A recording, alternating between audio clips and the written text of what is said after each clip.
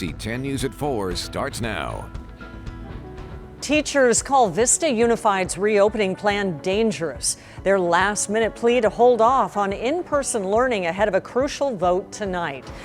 Billions lost and no end in sight. Sandag calls for big changes in order for San Diego's economy to recover.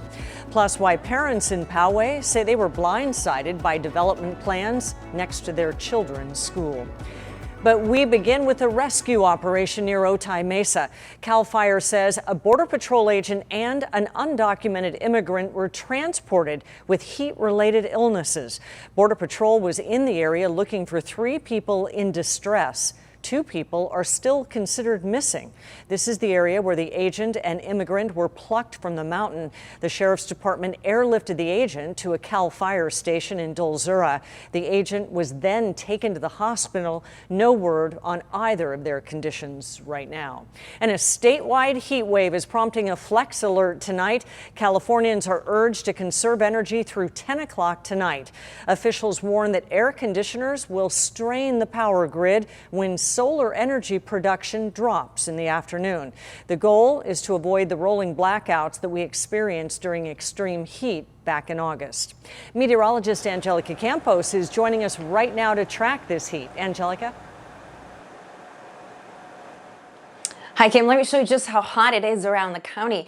Already temperatures going up into the 90s in Ramona and Poway, 87 in El Cajon. And in comparison to yesterday, it's actually a little bit cooler. As we look at the humidity, is getting drier than yesterday. And if we look back at the beginning of the week when it was really hot, it was really dry at the coast. So in contrast, we're starting to see those dry conditions remain inland, where we are expecting also the effects of Santa Ana conditions by the end of the day and into tomorrow. The wind's already gusting close to 20 miles per hour. It will become windier tonight into Friday. That's also going to help the temperature stay hot with a heat advisory in effect until 5 p.m. Coming up, I'll show you what to expect into the weekend.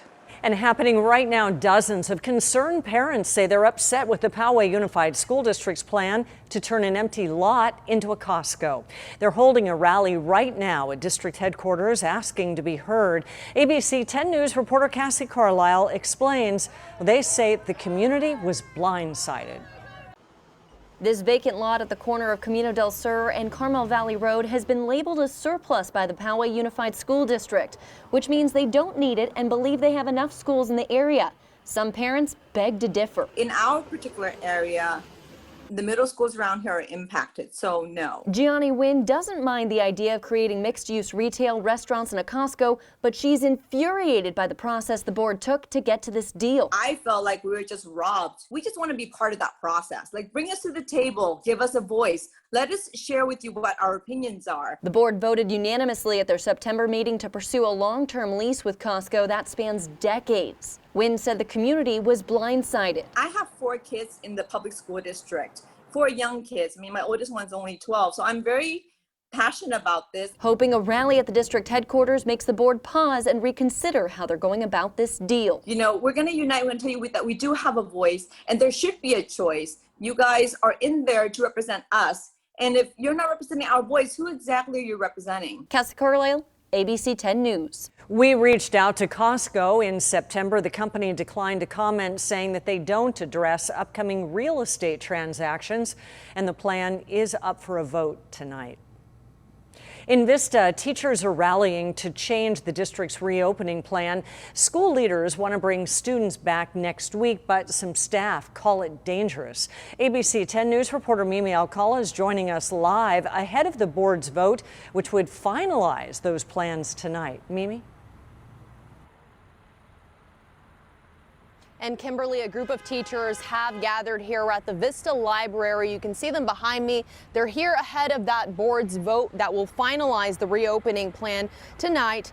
They're going to be making a few stops in their cars. You can see they have signs posted 6 feet, not 2 feet. Many of them say the measures in place just aren't strict enough during a pandemic. The Vista Unified School District is getting ready to possibly return to in-person learning next Tuesday. But many teachers say they think the current reopening plan just isn't safe enough. I think it's reckless. I think it's misguided. Craig Parrott is an 8th grade science teacher at Roosevelt Middle School. He says the district's decision to bring teachers back in person despite many not wanting to is unfair during a pandemic. Kids are coming in without temperature checks. Students who want to continue with virtual learning may do so. And while many districts have limited the number of students returning in person, Vista Unified's plan states that while many health and safety precautions are in place, all classrooms will have the normal amount of students enrolled, and student seating arrangements will be less than 6 feet apart. The kids are too close. We have desks that are 6 inches to 12 inches apart. The Vista Teachers Association sent ABC 10 News these pictures. They say this is the current spacing of desks in some classrooms. President of the Teachers Association, Carrie Avila, worries about the spread of COVID-19 and started a petition demanding that the Vista Unified Board of Education trustees modify the reopening plans. We want our district to mitigate the 4 C's, and that is close, closed, crowded, and continuous. Vista Unified Superintendent Dr. Matt Doyle sent a statement to ABC 10 News saying in part, "We care deeply about all of our teachers and staff in Vista Unified." And on September 10th, 2020, the school board approved a memorandum of understanding with the Vista Teachers Association for school reopening. This MOU was developed collaboratively with the VTA leadership.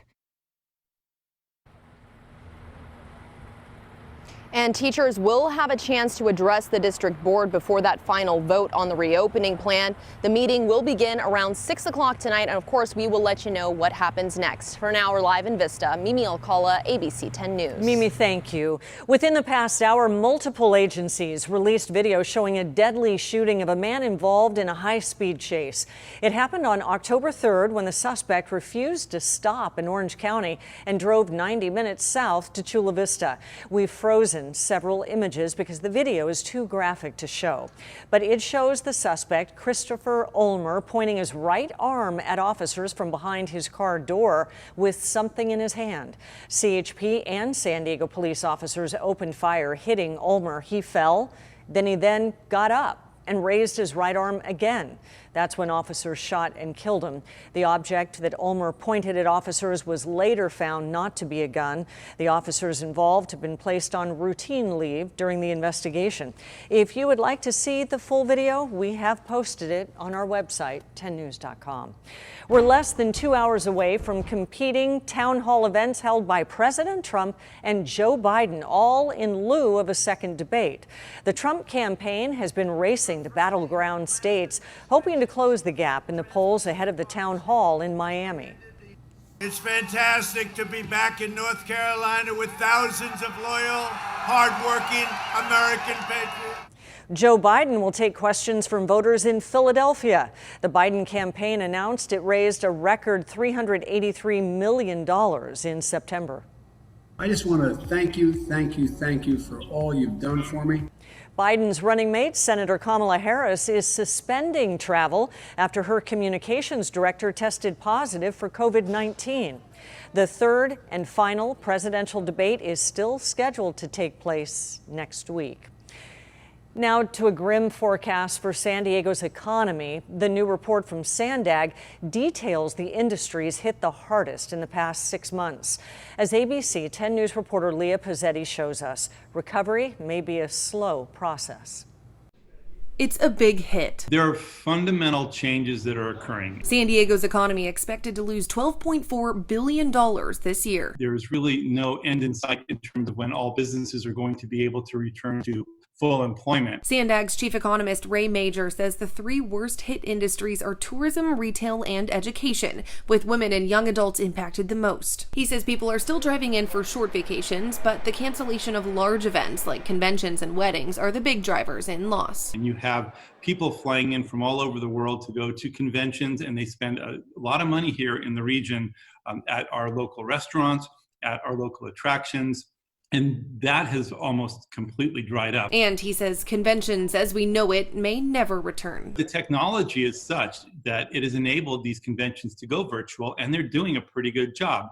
So now you really have to question, is a business going to undertake the expense of sending their people across the country. He says the innovation, government, and construction industries are not suffering as badly, but those jobs aren't necessarily easy to grab. If you lost your job in tourism, that doesn't mean you can definitely just, apply for a job in innovation and get that job. So he says the focus should be on retraining those working in failing industries. What we're going to have to do is really find those and focus on retraining programs to help people change careers. It's not that easy for somebody to switch from one industry to another. Adding that full economic recovery could take longer than 3 years. Leah Pizzetti, ABC 10 News.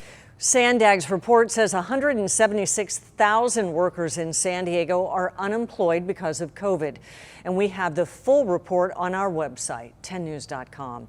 Also new at 4 o'clock, a man suspected of trying to snatch a baby out of a nanny's arms in La Jolla will be charged with kidnapping, vandalism, and battery. Police have identified the suspect as 51-year-old Michael Hudson. They say the nanny received small cuts to her arm while she defended the baby. This happened at Via del Norte and La Jolla Hermosa Avenue yesterday afternoon. Police say the suspect went down the bluffs and into the ocean where he was arrested. Hudson is scheduled to be arraigned on October 30th.